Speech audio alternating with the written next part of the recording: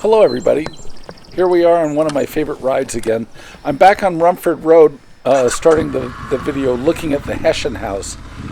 I presume it's called the Heshan house because there was a Heshan soldier that stayed around after the Revolutionary War and lived in there.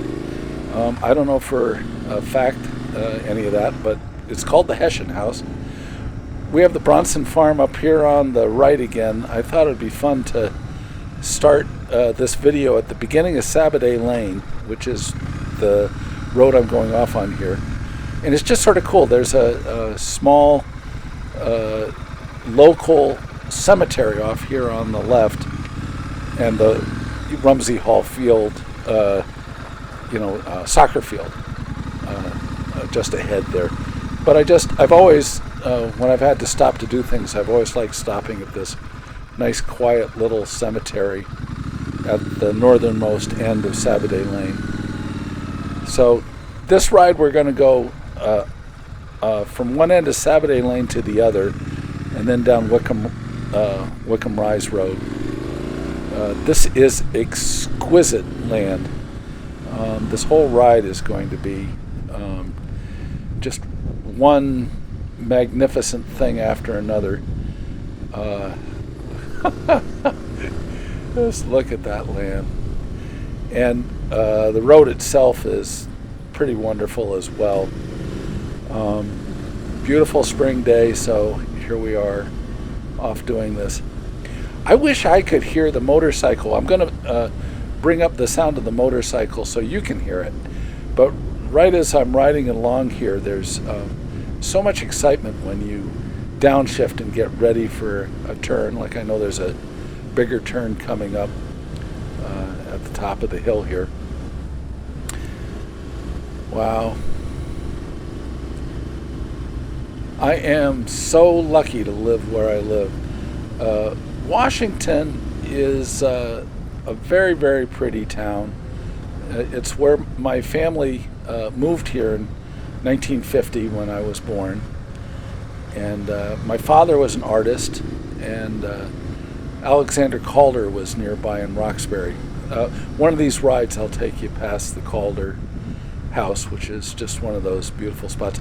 This is a horse farm, and every time I go past here, I'm very, very happy that I have a quiet motorcycle because there are some pretty giddy up and go horses off on the left there. This land is couldn't be more pristine, and I think the horses are very happy there. When you go by, you notice some of them have coats on, and it's very friendly for the animals. So this is the northern part of hello ladies. This is the northern part of Sabbaday Lane. When I was a child, Alexander Calder did a version of his circus at one of the houses on this road, and I can't remember where it was. I remember somebody playing mumbly peg in the floor with a knife, and I think it was one of the Rossiter houses. So at any rate, it was a rather nice house with a mahogany floor in the porch, and one of the children was playing mumbly peg in it. So whenever I'm on this road, I'm always going, was it that house, or was it that house, and I don't know. Oh, we're coming down to 109, and we're just going to go from 109 onto the southern part of Sabbaday Lane.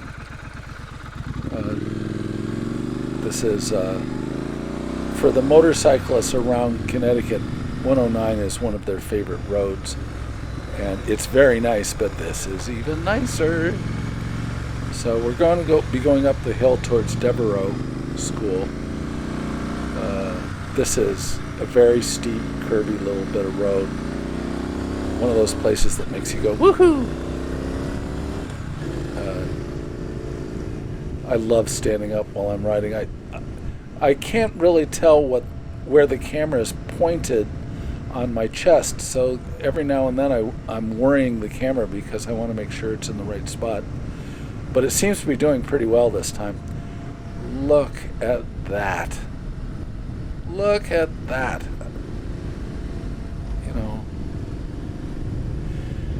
Wow. just beautiful land. And with the ornamental trees starting to come out and the different bits of spring greening, it's just wonderful. Just wonderful. Farm after farm of sort of, well-kept gentleman farm kind of thing. So we're going to be coming down from the Sabbaday lane is going to come down onto what's called Wykeham Road.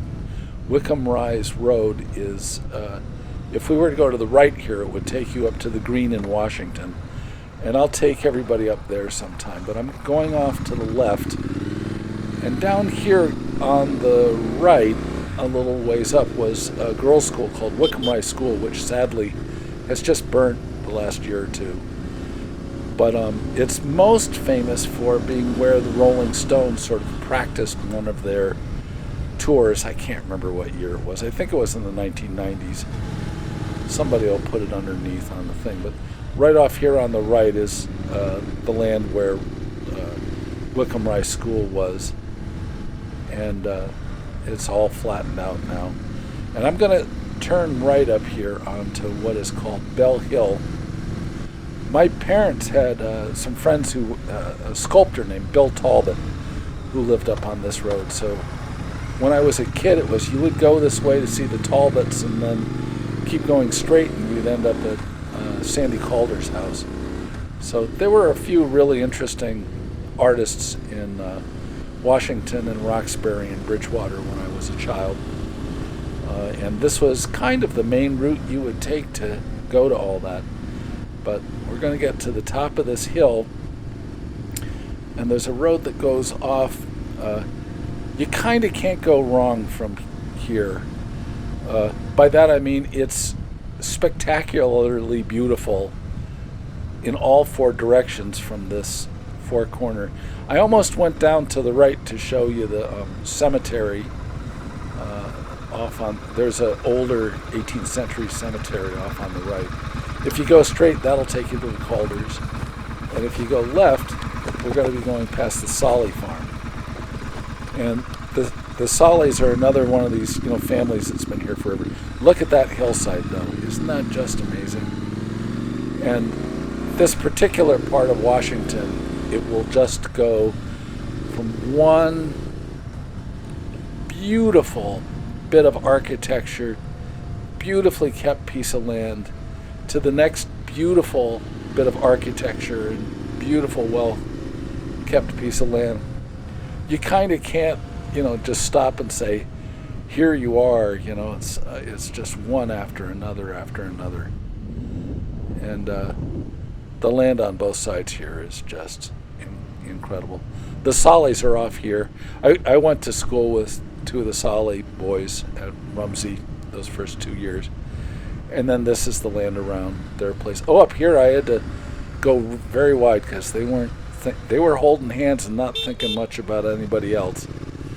And it's spring. What do you expect? So up here, I think we're going. I can't remember what this part's called, but the next one's South Road.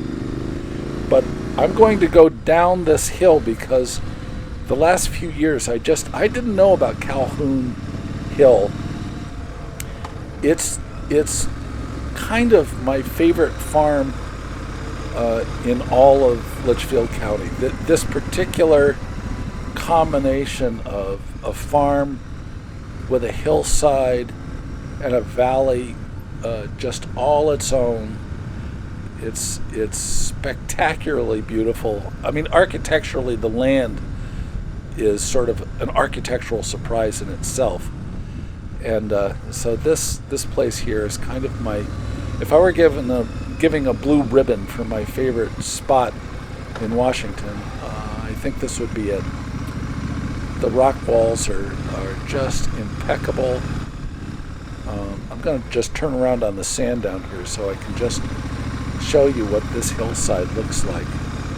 If you kept going down the hill here, you would end up on Nettelton Hollow Road. But I'm going to be turning around because I wanted to show this. Just look at that land.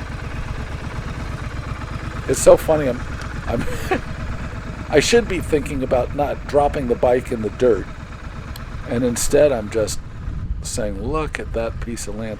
And to make the camera turn, I'm turning my chest, so it's a little bit like Superman's S. You're sort of going, I'm S-ing to the right, I'm S-ing to the left. But look at that place. They don't know me, I don't know them, but gee, I love where they live. So going back up this hill, there was two different batches of people. There was a group of people walking off on the left up here. I thought, oh, that's nice. And I thought, wow, big group of people all together, all one family.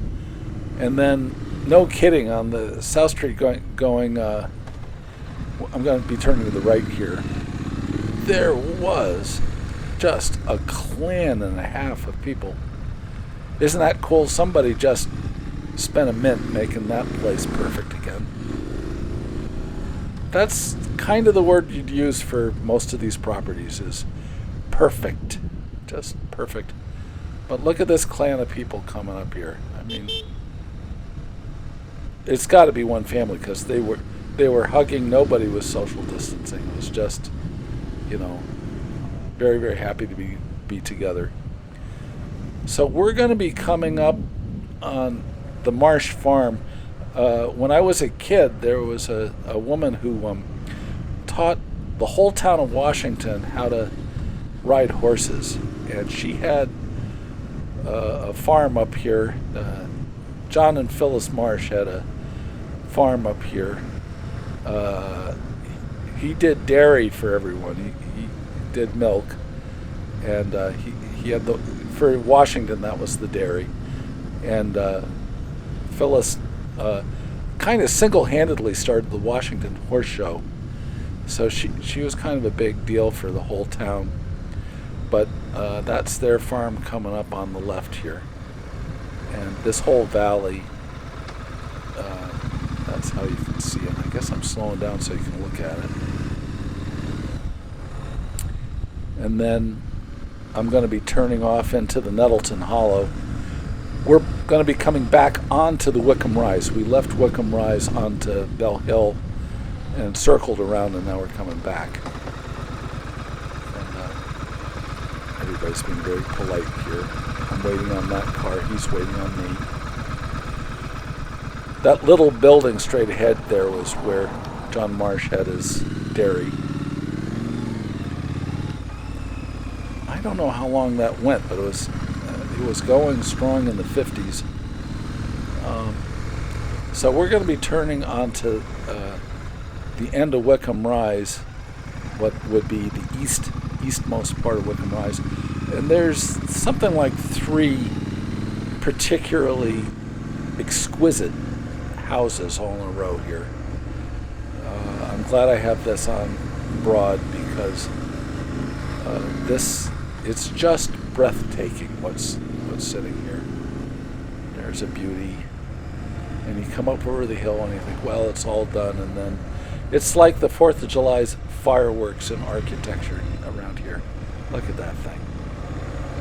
Just perfect. So we're going to be going down the hill back into the Nettelton Hollow. Nettleton Hollow goes back towards, you remember in the last video I did, I stopped at Ken Stewart's house. Nettleton Hollow goes up and, well, it'll go back to Rumsey Hall, and but we're going to do a little switch off and wind up on the main road that goes over to Morris, called 109. So we're coming down the hill. When the trees are open like this, you can see those are the sort of the hills in Bethlehem off there. This bit of twisty is really, really fun, because you're going downhill and you have you always brake as you go into a curve, and then you pull yourself out. So, and when you have 2 of them, and of course at the end of it, then there's something else to brake, because otherwise you might hit a truck.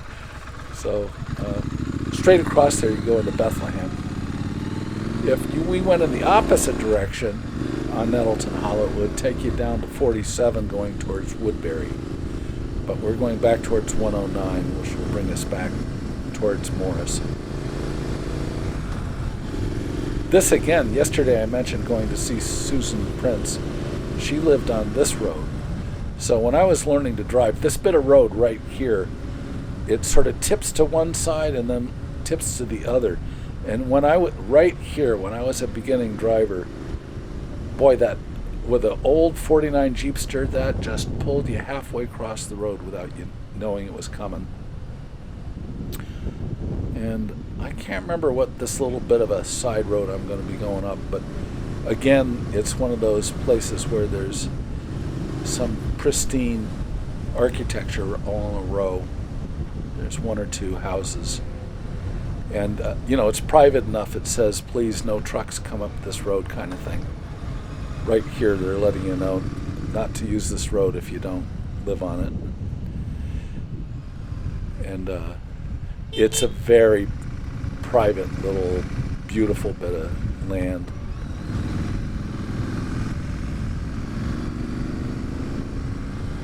All right. So if we went straight across here, we'd be heading right towards the Potter's farm and would end up at Ken Stewart's house.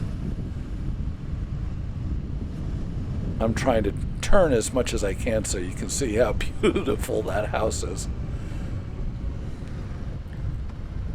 Okay, we're down on 109, and like I say, the Potter's farm is straight across there.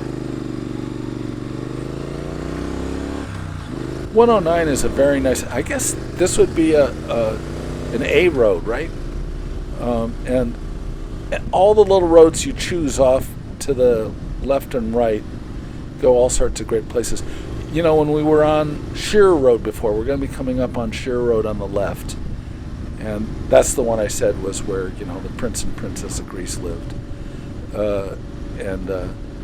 One of my best friends when I was a kid lived up there on a turkey farm.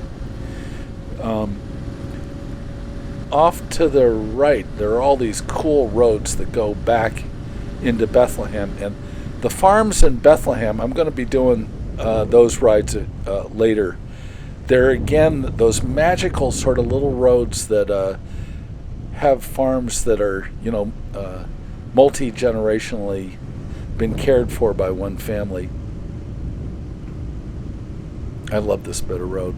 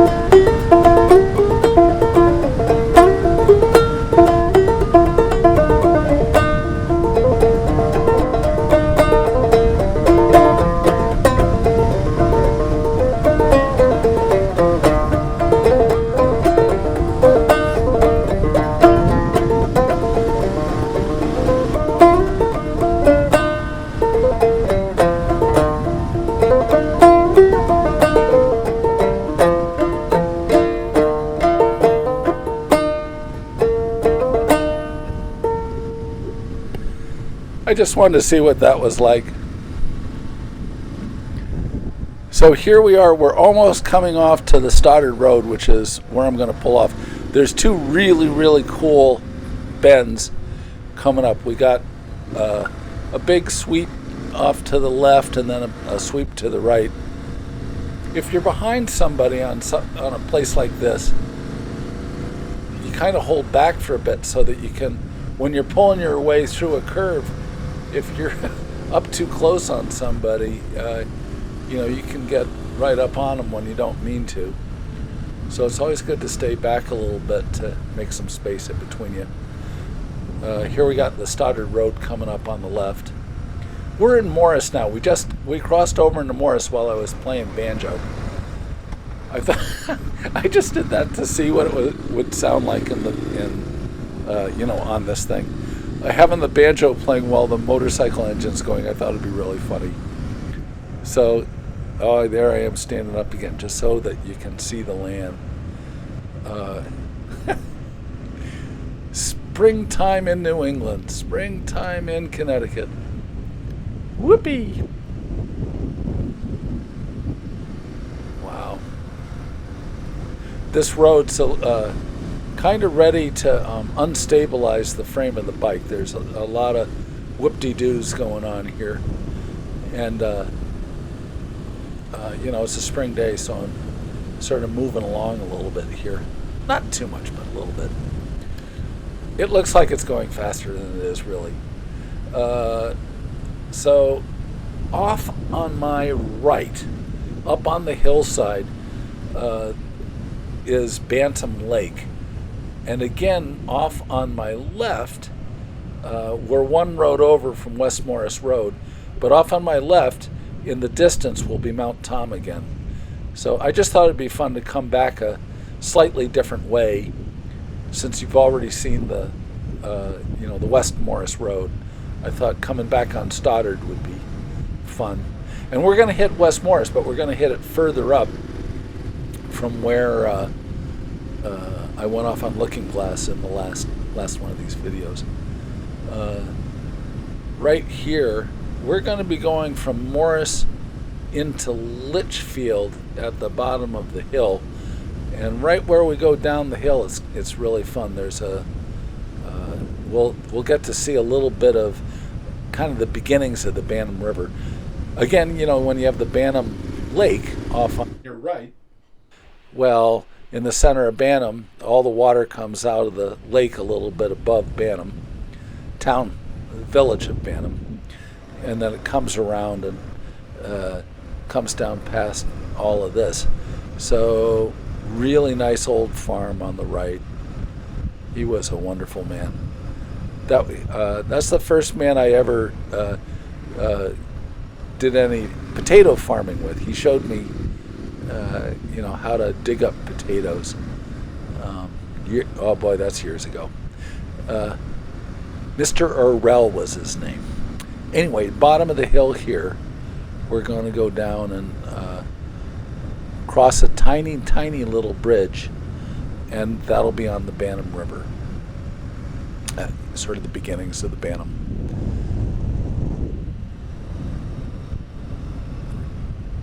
Yeah, there's the bottom of the hill. And again, I don't know how much of this I'm going to be able to show you. I'm trying to twist around so that you can see. But, nope. Well, that didn't work. I tried. The Bantam River's over there. That place you didn't see anything. Sorry. Fine camera work. Well, we all have our professions. I'm a potter, it's just, I'm sorry. So now we're going back onto the West Morris Road, which means we're almost home. This is a great piece of road to ride. And like I said in in the second video, if you come out here, we won't be able to see the road, but there's a bigger sort of gray house that's right on the edge of the Cat Hole Road. This is a nice curve coming up. So we're almost to the end of West Morris now. This bit of land from here on in, this is all Merritt Clark had the land off on the right here. He had a wonderful, almost like L.L. Bean. He was the man that sold all the linemen, their boots and their wool socks off there in the yellow building. That's where the Merritt Clark store is now. But originally he had it in his barn. He had a Model B truck. Right there. That's we're looking up towards where Cat Hole Road comes out. And now we're going to make sure we don't run into a car, and we're going to turn in the opposite direction. So back on 202, and you've had this little bit of ride already. I think I tried to say last time. So there was a house down here that was 1718. Jonathan Bishop lived in there, and it's what was called the Bantam Stockade. It was the end of where the English lived, and after the stockade it was all Chief Warmog's land after that. So our house is kind of the last house of the Bantam Stockade. Like I say, it's 1761. You're going to get a chance to see my son helping my wife with the garden here, I think, for a second. Very much. Well, anyway. Well, listen, thank you, everybody, for coming along for the ride again. And we'll do this again. Thanks so much. Okay. We'll talk to you another time. All the best. Bye.